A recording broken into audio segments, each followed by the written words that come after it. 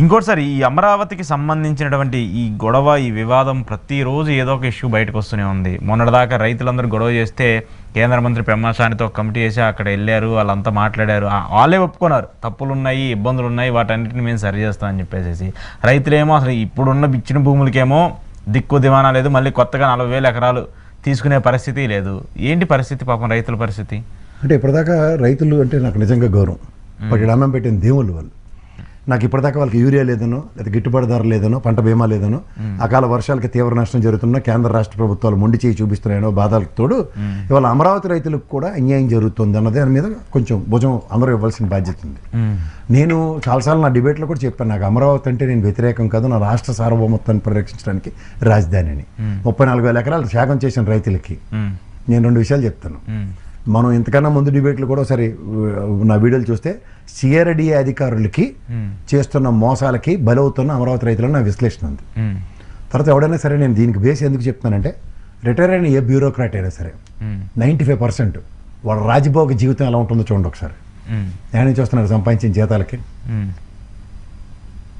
ఎంత 2.5 లక్షలు ఎంత ఉంటుంది మ్యాక్సిమం జీతం వాళ్ళది. అంటే ఇక తెలిసింది కదా, ఇక ఒక బ్యూరోక్రసీలోనో పొలిటికల్ లీడర్స్ వాళ్ళ లైఫ్ ఎలా ఉందో వాళ్ళ లైఫ్ స్టైల్ చూసుకోండి. రెండోది, నాకు నా కృష్ణా కమిటీ లేదంటే కేంద్ర రాష్ట్ర ప్రభుత్వాలు మన వద్దన్న బలవంతాన్ని నిలదీసిన రాష్ట్రానికి కృష్ణా కమిటీ ఇస్తే ఈ నారాయణ సొంత పెత్తనాలతో ఏర్పాటు చేసిన అమరావతి రాజధాని వ్యాపారస్తుడు అతను వ్యాపారమే చేస్తున్నాడు. ఇవాళ ఈ ఓ తపెలసానులోడు ఆడికి పేమెంట్ రాకపోతే మిమ్మల్ని ఏదో శాత తీర్చడానికి ఇంటర్వ్యూ చేస్తే ఆడు ఫీల్ అయిపోతాడు కూడాను, ఇదేంటి నేను ఇంటర్వ్యూ చేయవలసి వస్తుంది ఇలాంటివని. వాస్తవాలు ఎన్నాళ్ళు దాచినా సరే నివురుగప్పిన నిప్పులాగా నిప్పు దహించేస్తుంది అతి దగ్గరలో. ఒక మాట నేను చెప్పగలను, 10 సంవత్సరాల ఒప్పందంతో కౌలు అనే దగ్గర గత 5 సంవత్సరాల ప్రభుత్వంలో రాజధాని మీద చెంబుడు మట్టి నీళ్ళు ఇవ్వకపోవచ్చు. ఇంకోండి మీకు ఒకటి చూపిస్తున్నాను, ఆంధ్రప్రదేశ్ గవర్నమెంట్ డిజిటల్ యాడ్స్ ఇస్తుంది. మేము అన్నీ చేసేసామని చెప్పేసి, ఏదైతే సూపర్ 6 ఇచ్చామని చెప్పేసి డిజిటల్ యాడ్స్ ఇస్తుంది. దీనికోసం ఎంతెంత పేమెంట్స్ పెడుతున్నారో కూడా మనకు అర్థమవుతుంది యూట్యూబ్లో ద్వారా. అవన్నీ ఎడిపోతుంది సార్. రైతులేమో ఇట్లా అసలు మిగతా అమరావతికి పక్కన పెట్టేసినా కూడా సామాన్య రైతులైతే ఒక పక్క అనంతపురం జిల్లాలో అరటిని అయితే వాళ్ళు దారుణమైన పరిస్థితి ఉంది. ఏది చూసినా ఇంకంతే, అలాంటి పరిస్థితులే ఉన్నాయి సార్. నేను 2-3 రోజులు నేను ఉత్తరాంధ్ర తిరిగి వచ్చిన. అండ్ నేను అంతవరకు లాస్ట్ సండే నేను అనంతపురం వెళ్ళా. నేను అక్కడ రైతుల యొక్క సమస్యల మీద నాకు తెలిసినంత వరకు నా చేతనైంది 10 మంది రైతులను అయితే నేను మాట్లాడాను. వాళ్ళ కష్టాలు తీర్చలేని వ్యతలు, ఈ అకాల వర్షాలకి పంట నష్టానికి వాళ్ళకి దిక్కుతోచని దయనీయమైన స్థితిలో ఉంది. తర్వాత అక్కడ మిర్చి యార్డ్ రైతుల యొక్క పరిస్థితి మనం గతంలో చూసాం. మొన్న ఉల్లి రైతుల యొక్క దయనీయ స్థితి 50,000 రూపాయలు ఏదో అనౌన్స్ చేశారు, వచ్చినాడు గారు ఏదండి ఇంతవరకు క్రియేట్ అయిన పరిస్థితి లేదు. సో ఇట్లాంటివన్నీ మనం గమనిస్తూ కూడా నిన్న తూతు మంత్రంగా కేంద్ర ప్రభుత్వం ఇచ్చిన డబ్బులు ఇస్తూ కూడా వీళ్ళు ఎలాంటి బిల్డప్లు ఇస్తున్నారో చూసుకోమనండి. ఇంతవరకు మొంతాట ఫండ్కి సంబంధించి నష్టపోయిన వాళ్ళకి ఇంతవరకు పరిహారం మీరు బుడమేరు వాక్ కూడా మునిగిపోయింది. మీలాటోళ్ళు నాటోళ్ళు స్వచ్ఛందంగా డబ్బులు ఇచ్చిన దాన్నే పంచాడు నారాయణ. అది కూడా ఏంటి నోవటల్ నుంచి ఏ డబ్బులు పెట్టి తీసుకొచ్చాడో తెలియదు. అడవి ఫుడ్ ఎవరికి అందలేదని నేను కాదు, గౌరవ ముఖ్యమంత్రి గారు చెప్పారు. ఇలాటోళ్ళు నమ్ముకుంటే సార్ అక్కడ స్వచ్ఛందంగా ఇవాళ 34,000 ఎకరాల రైతులు ఆ పాటి భూమి ఇచ్చారంటే దానికి కర్త కర్మ క్రియ శ్రవణ్ గారు. ఆ శ్రవణ్ గారిని కాదనుకుని సొంత పెత్తనాలకు పెడుతున్న నారాయణ యదాన పెడితే సిఆర్డి వాళ్ళు చేస్తున్న దాష్టికానికి నెక్కచ్చైన లీడర్ శ్రవణ్ నమ్ముకుంటే ఎప్పటికైనా కాస్త తృణమో పణమో దక్కుతుంది వాళ్ళకి. ఆయన హవా ఎక్కడ నడవనివ్వట్లేదు కదా. నడవనివ్వకపోతే దానికి పాబంధకాలు క్రియేట్ చేస్తుంది ఎవరు చెప్పమనండి వాళ్ళందరినీ. ఇవాళ నుంచి మా ఉద్యమ నాయకుడు శ్రవణ్ అని చెప్పి ముందుకెళ్ళమనండి. అసలు పూర్తిగా ఆయన ఇంటికి వెళ్ళి మొరపెట్టుకోమనండి. ఎవడో పారాచూట్ బ్యాచ్లు వేసుకుని వచ్చిన ఉద్యమకారులని చెప్పి ఈ తెపాలశాలలో కూర్చుని ఊగిపోయిన వాళ్ళందరికీ పరికాహార పథకం పర్ఫెక్ట్ అలైన్మెంట్లు ఇచ్చారు కదా. ఇప్పుడు కూడా డబ్బుల కోసమే కొట్టుకు వస్తున్నారు, వాళ్ళు కూడా చూసుకోమనండి. ఎవరు వీళ్ళంతా నిజమైన ఉద్యమకారులు ఎవరైతే ఉన్నారో నాకు తెలిసి వాళ్ళందరూ వాళ్ళు పడుతున్న మానసిక వేదన ఎవరు చెప్తారు సమాధానం? మోసంకి కారణం ఎవరు? ఖచ్చితంగా నారాయణ గారు. మామటం లేదు. నాకు కేంద్ర రాష్ట్ర ప్రభుత్వాల కమిటీ పరంగా నిర్ణయించే రాజధాని సార్వభౌమత్వాన్ని ఆయన తృణప్రాయంగా అమరావతి రైతులను కన్విన్స్ చేయడానికి శ్రవణ్ గారు అనే ఆయుధాన్ని వాడుకుని నిర్వీర్యం చేస్తే ఎవరు బాధ్యత? ఎవరిదే? ఎవరు తీస్తారు ఆక్రందనని? అమరావతి రైతుల ఆక్రందనకి ఎవరు సమాధానం చెప్తారు? ఇక్కడ దీనికన్నా ముందు నరేంద్ర మోడీ గారు వచ్చినప్పుడు శాశ్వత రాజధాని అంటే అవునా నిజమా అని ముఖ్యమంత్రి గారు నెక్స్ట్ శీతాకాల సమావేశాలు తర్వాత సమావేశాలు అన్నారు. ఇప్పుడు శీతాకాల సమావేశాలు మొదలవుతున్నాయి. పెట్టే కార్యక్రమం ఉందా? గెజిట్ తెచ్చే ముందు గెజిట్ తేవాలి కదా కనీసం. సార్ మళ్ళీ చెప్తున్నాను, ఇవాళ కూడా వాళ్ళు కట్టుకునేవి వాళ్ళ కోసమే. హైకోర్టు న్యాయమూర్తులు ఉండడానికి భవనాలు, ఎంప్లాయీస్ నివసించడానికి భవనాలు, శాశ్వతంగా ఏర్పాటు చేసుకోబోయే శాసన మండలి భవనం, శాసనసభ భవనం, అలాగే సెక్రటరియట్. ఇందులో సామాన్య ప్రజలకు సంబంధించిన 1000 గజాలు 400 గజాలు ఎందుకు ఇవ్వలేకపోతున్నారు? పైకొచ్చి ఈ సిఆర్డీ అధికారులు నారాయణ ఏం చెప్తారు? ఓ రాజధాని వైభవం ఇలా తెరబడిపోతుంటే మీకు 1000 గజాలు ఇస్తే మళ్ళీ 2 ఆవులు పెట్టుకునో, ఓ కూరగాయలు వేసుకునో, ఇలాంటి పనులు చేస్తే మాకు దీనికి దిష్టి చుక్కలాగా ఉంటుందట. ట్రంప్ వచ్చినప్పుడే నరేంద్ర మోడీ అంత పెద్ద అహ్మదాబాద్లో అట్లా తెరచాపలు కట్టి చూపించాడు కదా అవతల పక్కన మురికివాడల్ని. మీకు మళ్ళీ నేను చెప్తున్నాను, చిత్తశుద్ధి చాటుకోవడానికి వీళ్ళ దగ్గర మనసు లేదని చెప్పడానికి 2 విషయాలు చెప్పనా. కేరళలో తీవ్ర వరదలు వచ్చినప్పుడు స్పాన్ ఆఫ్ 40 నిమిషాల టైంలో 2,50,000 మందిని పరిరక్షణ కృష్ణ చైతన్య గారు ఇవాళ పవన్ కళ్యాణ్ గారి దగ్గర ఉన్నారు. బుడమరి వాక్ డెప్యుటేషన్ మీద ఆయన ఎందుకు పంపించలేపాడు? ఈవిడ ఎవాక్యువేటెడ్ కదా. రెండోది, ఇప్పుడు మీరు జనసేన పార్టీ పొత్తున ఊళ్ళూరుతారు కదా. గతంలో జనసేన పార్టీకి సేవలు అందించిన ఆయన ఎవరు, 99 టీవీ అధినేత చంద్రశేఖర్ గారు, తోట చంద్రశేఖర్, ఆయన కలెక్టర్గా పనిచేసి స్లమ్స్ నుండి నిజంగా చెప్తున్నాను రియల్ ఎస్టేట్ చేసి మహానగరాల కింద ఎలా మలిచాడు ఆయన. ఫస్ట్ ప్రయారిటీలో సంపద సృష్టిస్తాం, పకోడీ కబుర్లు చెప్పడం కదా, వాస్తవాలు మాడదాం.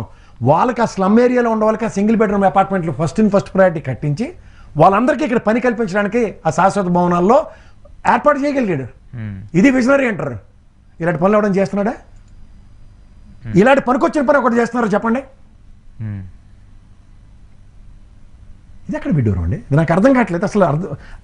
నిజంగా మీ దగ్గర సామర్థ్యం కలిగిన నాయకులు, లేకపోతే సామర్థ్యం కలిగిన నాయకుడు అంటే శ్రవణ్ నాకు తెలుసు, 34,000 ఎకరాలు తృణప్రాయంగా తీసుకురాగలిగిన సామర్థ్యం ఉన్నవాడిని నిర్వీర్యం చేస్తారా?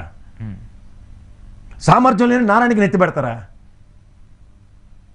ఇక్కడ తీసుకొచ్చి అది బిజినెస్ మోడల్ అయింది. ఏ చిత్తశుద్ధితో అమరావతి రైతులు ఇచ్చారో, స్వచ్ఛందంగా ఎందుకు ఇచ్చారు సార్ వాళ్ళు? నా రాష్ట్ర ప్రైడ్ రాజధాని అని దాన్ని బిజినెస్ మోడల్ చేస్తే మీరు ఇంకోటి గమనించారా? జగన్మోహన్ రెడ్డి అల్లరి పెట్టిన వాళ్ళు అందరూ లోపలికి ఎత్తుకెళ్ళాడు. ఈయన ఒక్కడికి ఎందుకు ఎక్స్క్యూజ్ వచ్చింది? ఎవరితో లాబింగ్లు చేస్తున్నాడు? చంద్రబాబు గారు చేరికి వెళ్ళారు, కొల్లు రవీంద్ర లేడు, అచ్చెన్నాయుడు లేడు, ఎంతమంది పేర్లు చెప్పాలా? చాలా మంది, దేవునోమే లేడు. ఈయన ఒక్కడికి ఎందుకు ఎక్స్క్యూజ్ మీ? నారాయణ గారికి ఒక్కరికి ఎందుకన్నా, ఈవెన్ వైసీపీ ఉన్నప్పుడు కూడా అదే చెప్తాను. వైసీపీ ఉన్నప్పుడే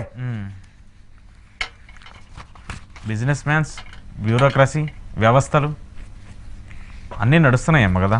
ఎవరు నడిపిస్తున్నారు? నడిపించే వాళ్ళు ఎవరే? ఇలాంటి కొంతమంది వ్యక్తులు. ఇదైతే చాలా ఆక్షేపణీయంగా ఉంది.